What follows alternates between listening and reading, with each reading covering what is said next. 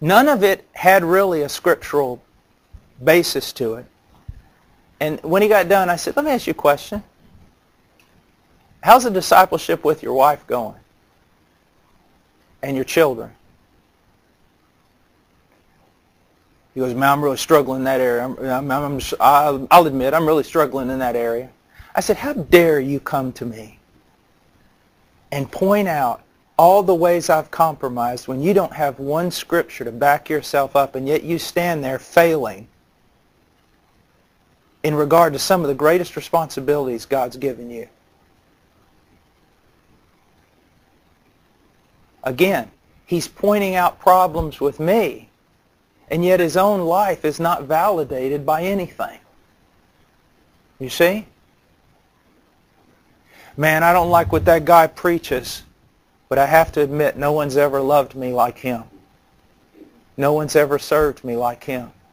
Man, the stuff he says about family to me is a little bit kooky, the head deacon says. I mean, it's just too extreme. And another deacon says, yeah, but have you ever seen a family like his?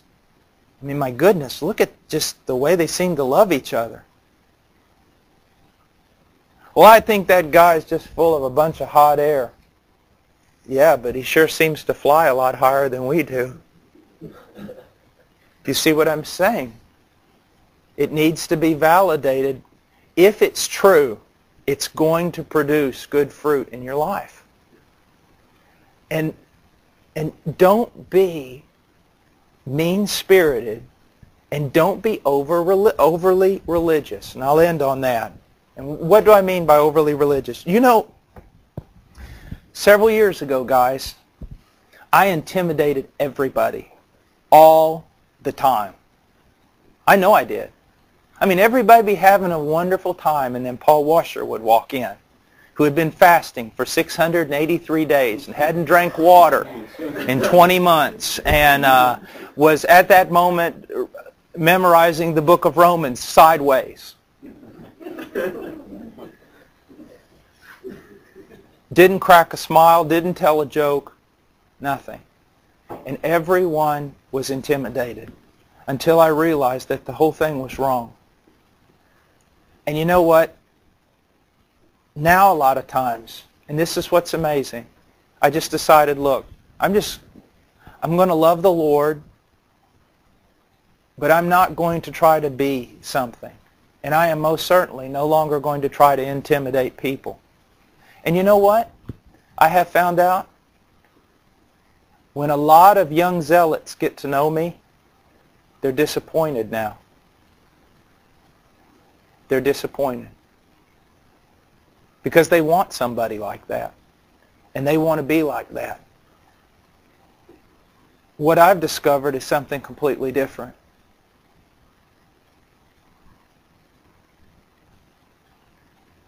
That I don't want to be anything more than a human being who has been a recipient of grace. I want to fast, and I want to go out when Ricky Young makes those ribs that he makes, and I want to eat as many as I can, and when my wife goes to the bathroom to change the diapers on my daughter, I want to scarf about 4 more. I want to laugh, and I just want to be a real human being, not some icon of false piety. When you go take a church, there needs to be some separation. They need to know you are a serious man of God. But as Carlton Allen told me one time, a missionary in Peru, he said, Paul, take your ministry very seriously. Do not take yourself seriously at all. And so don't try to be something other than human. Don't be mere men. Don't be carnal. But just be men touched by grace and walk among your congregation in that way. Okay? It's very important. One other thing, Paul said finally a lot in the New Testament, so I'm going to say it also. It's this. Young men, I know Jeff Noblet.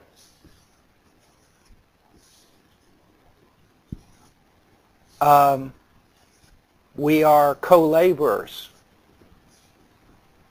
I sit in his office and talk to him.